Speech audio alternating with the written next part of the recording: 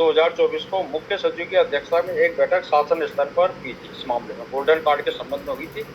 उसमें वित्त के प्रतिनिधि मंडल भी थे, स्वास्थ्य विभाग के भी थे, और उस बैठक में चाहे वो पेंशनर संगठन हो, कार्मिक संगठन हो, उनको आमंत्रित नहीं किया गया था। ये विभाग की अंदरूनी बैठक थी। उसमें तमाम डिस्कशनों के उपरांत ये विचार विमर्श हुआ कि इसको हम ट्रस्ट मोड के स्थान पर जो है इंश्योरेंस मोड पर लाने का हम प्रयास करें, और किन किन राज्यों में ये व्यवस्था है उसका जो है एक सर्वे राज्य सरकार के द्वारा किया गया था। राज्य सरकार के द्वारा जब किया गया है तो उसके उपरांत 1 अप्रैल 2025 को तमाम जो है पेंशनर संगठन, कार्मिक संगठनों के जो है महासंघ है, उनको सचिवालय संघ के द्वारा एक आमंत्रित किया गया है, और उसमें सब लोगों को आमंत्रित करने का उद्देश्य यही था कि आप जो है बिना किसी लाग लपेट के, क्योंकि एक अहम मुद्दा है, इसमें अखबारी नेतागिरी छोड़ के सब एकजुट होकर आए और अपनी बात को स्वतंत्र रूप से रखते हैं, ताकि हम शासन के सम्मुख अपनी बात को प्रमुखता से रख सकें। सब विचार विमर्श सुनने के उपरांत 2 अप्रैल 2025 को माननीय स्वास्थ्य मंत्री जी के साथ में सचिव स्वास्थ्य भी थे, आपके प्राधिकरण के अध्यक्ष भी थे, और तमाम आला अधिकारी उस बैठक में शामिल थे। हमारे पेंशनर संगठन थे, कर्मचारी संगठनों के महासंघ थे, उस बैठक में जो उपस्थित हुए। तो उस बैठक में हमने सरकार से ये जानना चाहा कि 21/10/2024 को जो मुख्य सचिव की अध्यक्षता में बैठक हुई थी, क्या कार्य योजना जो है आप जो है हम लोगों के सम्मुख लाए हैं, आप अपने वो बताएं। हमसे तो सुझाव आप बाद में प्रस्तुत करें, लेकिन हम हमारा है कि आपकी क्या पॉलिसी, आप क्या चाहते हैं। वहां पर झांकने लगे। पगले झांकने के उपरांत उन्होंने जो है एलईडी पे, स्क्रीन पे उन्होंने ये बताया कि 2020-21 में जो कर्मचारी पेंशनरों से जो आय उनको प्राप्त हुई 30 करोड़।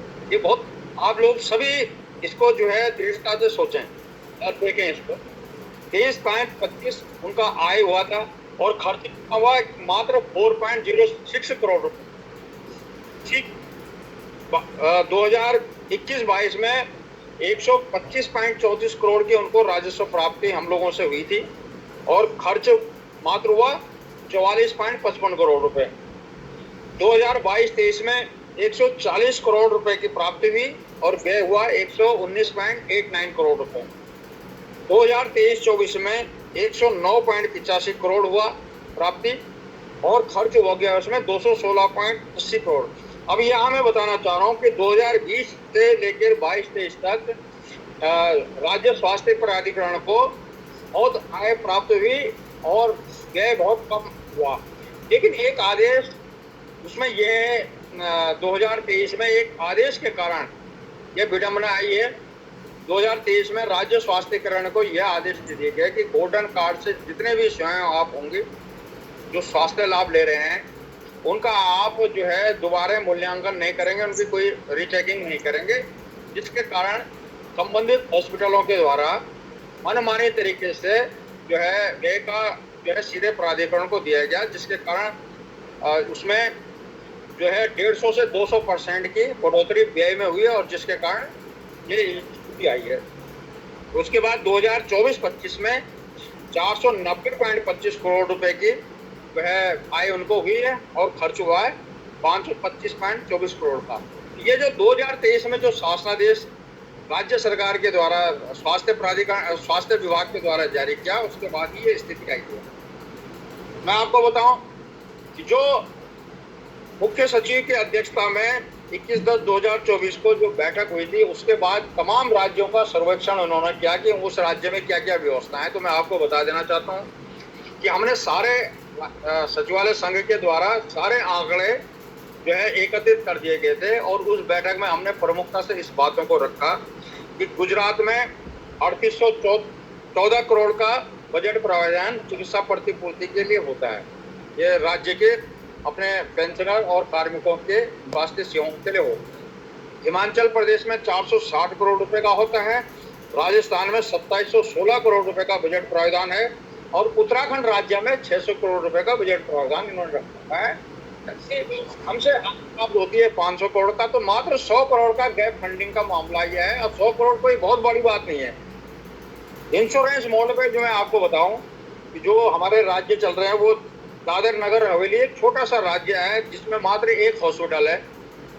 जम्मू एंड कश्मीर है, लक्षद्वीप और मेघालय, तो ये छोटे छोटे राज्य ही जो है इंश्योरेंस मोड में चल रहे हैं। बाकी तमाम जितने बड़े राज्य हैं ये जो है ट्रस्ट मोड पे ही इनका संपादन हो रहा है। तो राज्य सरकार इस बात पर गंभीरता से विचार कर रही है कि इसको हम इंश्योरेंस मोड पे ले जाने का प्रयास करें। हमने इसका कड़ा विरोध किया है कि आप इंश्योरेंस मोड पे नहीं बल्कि ट्रस्ट मोड पे ले जाएं।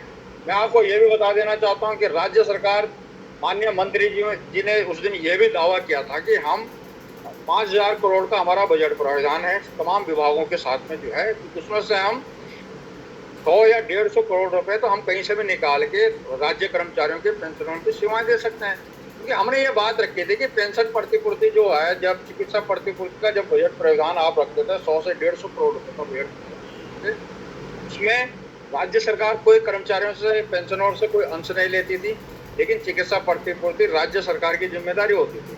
या तो आप चिकित्सा प्रतिपूर्ति को उससे अलग कर दें और गोल्डन कार्ड में जो हमारे जो असाध्य रोग हैं, चाहे वो कैंसर का पीड़ित हो, आपका किसी की किडनी खराब हो गई हो, कोई हार्ट का पेशेंट है जो आकस्मिक स्थिति में जो है उसको इलाज कराना पड़ता है, देखो छोटा मोटा इलाज तो आप चिकित्सा प्रतिपूर्ति के माध्यम से भी कर सकते हो।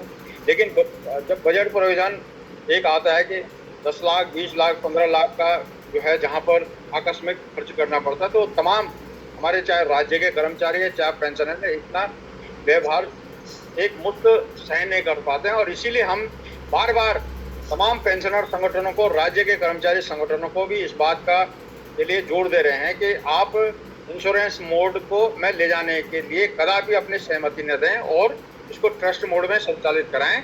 जहाँ तक चिकित्सा प्रतिपूर्ति की व्यवस्था है उसको आप पूरी व्यवस्था के तहत कर दो, और जो गोल्डन कार्ड की जो सुविधा है उसमें चाहे जो असाध्य रोग हैं जहाँ पर व्यवहार बहुत अधिक होता है, इसको आप जो है आप ट्रस्ट मोड पे इसको संचालित करने के लिए दबाव डालो। लेकिन मुझे बड़ा इस बात का दुर्भाग्य है कि क्योंकि आज तटपुंजों की तरह बड़े बड़े छोटे छोटे संगठन खड़े हो जाते हैं अपनी अखबारी नेतागिरी करने के कारण, और हमको सचिवालय संघ को इस बात का भी शौक नहीं है कि हम ही लीड करें। कोई भी अगर जागरूक आदमी इस चीज़ को लीड करता है तो हम तन मन धन से उसके साथ में जुड़े हैं, लेकिन आंकड़े आपको इकट्ठे करने पड़ेंगे, हम लोगों की बात में को सुनना पड़ेगा। हम चाहे अखिल भारतीय सेवाओं के अधिकारी इनकी कथनी और करनी से है, राज्य के सचिवालय में काम करने के कारण हम इनकी कथनी करनी से बिल्कुल वाजिब हैं, क्योंकि अखिल भारतीय सेवाओं ने अपने लिए तो वही चिकित्सा व्यवहार जो है अलग नियम कानून बनाए और हम लोगों के लिए अलग नियम कानून बनाए, तो इस बात पे भी हमने सोचना पड़ेगा। तो दिनांक 17/6/25 को मुख्य कार्यकारी अध्यक्ष के अध्यक्षता में पुनः एक बैठक हुई है, और ये बैठक इस बात का प्रमाण करता है कि जो हमारी जो है 2 अप्रैल को जो बैठक हुई थी उस बैठक में हमने सरकार को बकायदा अपना अल्टीमेटम लिखित रूप में अपना प्रतिवेदन माननीय मुख्यमंत्री जी को दिए थे। मैं हमारे अध्यक्ष और मैं व्यक्तिगत रूप से सारे मंत्रियों के समक्ष हमने अपना प्रतिवेदन प्रस्तुत करके अपने व्यथा उनके सामने रख दी थी कि आप मंत्रिमंडल से गलत निर्णय ना करा दें। तो इसी का फायदा ये मिला कि जो हमारे 2 अप्रैल 2025 को जो हमने राज्य सरकार को सुझाव दिए थे उस पर अमली जामा पहनाते हुए माननीय मंत्रिमंडल ने इस बात की सिफारिश की है कि एक बार पुनः आप पेंशनरों को, कर्मचारी संगठनों को दोबारा सुनाएं और उसके बाद ही प्रस्ताव आप हमारे सम्मुख लाएं।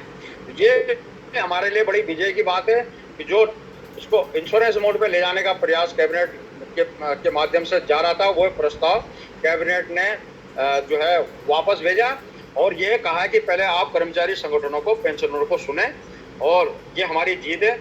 उसके बाद सुनने के उपरांत जो है जो 17/6/2025 को बैठक मुख्य कार्यकारी अधिकारी के द्वारा लिए गए थे उसमें हमने स्पष्ट रूप से कहा है कि हम इंश्योरेंस मोड के बिल्कुल भी सहमत नहीं है और हम ट्रस्ट मोड में इसको संचालित करने का हमारी व्यवस्था है। इसमें राज्य सरकार का यह कहना है कि हम एक बार इसको ट्रायल के रूप में देख रहे हैं कि हम 5 लाख तक की जो भी योजना है, जो भी खर्चा आएगा उसको हम LIC मोड पे ले जाना चाहते हैं, और उससे ज्यादा जो खर्चा आता है तो वो स्वास्थ्य प्राधिकरण जो है गोल्डन कार्ड में उसको व्यवस्था करने का प्रयास किया है। तो हमने वहां पर भी इस पर क्या कि यद्यपि हम ट्रस्ट मोड में इसको संचालित करने के लिए हमारे चाहे पेंशनर हैं चाहे कार्मिक संगठनों के प्रतिनिधि, हम बिल्कुल सहमत हैं और इंश्योरेंस मोड के हम बिल्कुल खिलाफ में हैं। लेकिन अगर राज्य सरकार इसको अपनी स्वेच्छा के आधार पर ले जाना चाहती है तो हमारा जो अनुबंध होगा वो राज्य स्वास्थ्य प्राधिकरण के साथ ही होगा। हम इंश्योरेंस मोड में, चाहे वो 5 लाख है चाहे 1 लाख रुपए भी है, उसमें हमारा कर्मचारी पेंशनर का कोई रोल नहीं होना चाहिए। सरकार जैसे व्यवस्था करनी चाहे वो कर सकती है, लेकिन उसमें सीधा सीधा हमारा जो संवाद होगा वो स्वास्थ्य प्राधिकरण के साथ में होगा। और इसके साथ साथ हमने टेलीमेडिसिन सेवा जो हमारे पर्वतीय क्षेत्र में है, वर्ल्ड बैंक की एक स्कीम है टेलीमेडिसिन सेवा, कि अगर किसी को आकस्मिक हृदयघात हो जाता है या कोई वो हो जाता है पर्वतीय क्षेत्रों में, जो है सुचारू चिकित्सा व्यवस्था न होने के कारण उस पर भी हम ज्यादा फोकस कर रहे हैं। 30,000 जो हमारे पेंशनर हैं उस पर राज्य सरकार ने सहमति दी है कि हम इसको दोबारा एक विकल्प इन लोगों के लिए देंगे जो इससे इस योजना से जुड़ना चाहते हैं। वो 30,000 जो है हमारे पेंशन है इससे जुड़ सकते हैं, तो उसके लिए एक विकल्प है। और तमाम ये बिंदु हैं, इन पर शासन स्तर पर पैरवी हो रही है। एक बहुत बड़ी बात हमने कहा कि इसमें जितना जो छेद है इसमें गोल्डन कार्ड की योजना में, जो हमारा 25 साल का कोई एम्प्लॉयज जो है उसके एम्प्लॉयज है उसका वारिस जो है पुत्र या पुत्री जो है 25 वर्ष की हो जाए तो वो ऑलरेडी इस गोल्डन कार्ड की परिधि से बाहर इसको कर देते हैं। तो उसका हमने कड़ा विरोध इसलिए किया है कि जो हमारा गोल्डन कार्ड का धारक है वो BPL धारक भी नहीं कहलाया जा सकता। इस बात को उन्होंने भी एक्सेप्ट किया है कि जो गोल्डन कार्ड वाला है उसको BPL की श्रेणी भी नहीं दी जा सकती। तो इस बात पर भी उन्होंने अपनी सहमति दी है कि जो आपकी ये मांग बहुत उचित है। और क्योंकि राज्य सरकार के द्वारा 42 वर्ष की न्यूनतम आयु अब सेवारत होने के लिए दी है, आप 42 साल तक जो है किसी नौकरी में अपना आवेदन पत्र प्रस्तुत कर सकते हैं। उस पर भी ये सहमत हुए हैं कि हम ये जो उम्र का जो है राइडर इनके द्वारा 25 वर्ष का लगाया गया था उसको दूर करने के लिए राज्य सरकार सहमत है। ये तमाम बिंदु हैं, इन बिंदुओं का निराकरण एक ठोस कार्रवाई के आधार पर ही, ठोस लिखित पैरवी के आधार पर ही हम लोग संभव कर सकते हैं। यद्यपि हमारे सुमन सिंह बल्दिया जी एक हमारे सचिवालय की से निकले हुए हैं और उनके साथ में तो मार्गदर्शन भी हम लोगों को प्राप्त होता रहता है। लेकिन इसके साथ साथ मैं तमाम पेंशनरों से ये भी अनुरोध करूंगा कि खाली कागजी या अखबारी नेतागिरी न करके एक साथ जुड़ने का हम लोग प्रयास करें, और तमाम जितने भी संगठन है वो अपने राग देश भावना को त्याग कर एक सूत्र में बांधकर इस लड़ाई को आगे बढ़ाएंगे तो बहुत उचित होगा। और पेंशनरों के पास राज्य कर्मचारी तो एक बार ये भी सोच सकता है कि उसको ऑफिस में टाइम नहीं लग पाता, आंदोलन के टैग नहीं लग पाता है, लेकिन पेंशनर तो आज स्वतंत्र रूप से इसकी पैरवी उचित माध्यम से कर सकते हैं। तो हम लोग उनके साथ में भी कंधे से कंधा मिलाने के लिए तैयार हैं। और ये गोल्डन कार्ड एक अभिशाप है हम लोगों के लिए, इसको दूर करने के लिए हम लोग प्रयास करेंगे और एकजुट होकर हमको इसका समाधान करने का प्रयास करना पड़ेगा। हमारे नायर जी ने एक बात अभी कही है, कम्युनिकेशन वाली जो बात हुई है, क्योंकि हमारे पेंशनर संगठन इसमें पैरवी कर रहे हैं, इसलिए सचिवालय संघ इसमें स्पष्ट रूप से पैरवी नहीं कर रहा है। अभी उनका गुणाभाग देख रहा है कि किस प्रकार से वे पैरवी करते हैं, क्या करते हैं। यदि आवश्यकता पड़ी तो हम लोग भी इसके संबंध में जो है प्रभावी पैरवी करने के लिए प्रयास करेंगे। हमारे कतिपय साथियों के द्वारा जो हमारे सचिवालय के हैं वो सेवानिवृत्त हो रहे थे, जो 1 जनवरी और 30 जून को जो रिटायर होने वाले कार्मिक थे उनके द्वारा जो मांग की गई थी, तो उसमें हमने प्रभावी पैरवी की है। और प्रभावी पैरवी के आधार पर हम अपने जो सेवारत साथी हैं जो रिटायर होना चाहिए थे उनको कुछ ना कुछ लाभ देने के लिए शासनादेश कराने में हम सक्षम हुए हैं। लेकिन इसके साथ साथ ही उसमें एक अड़चन और आगे हमारे पेंशन साथी उसको 2006 से कराने के लिए प्रयासरत हैं।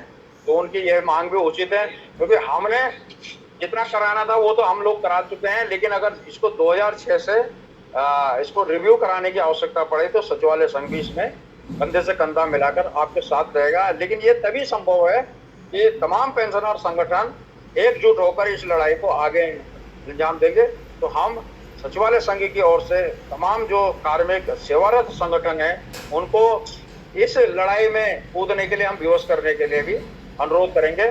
तो मेरा अनुरोध है कार्मिक एकता मंच समय समय पर कर्मचारियों की समस्याओं, शिक्षकों की समस्याओं के लिए प्रतिबद्ध रहता है। मार्गदर्शन रमेश पांडे जी का रहता है।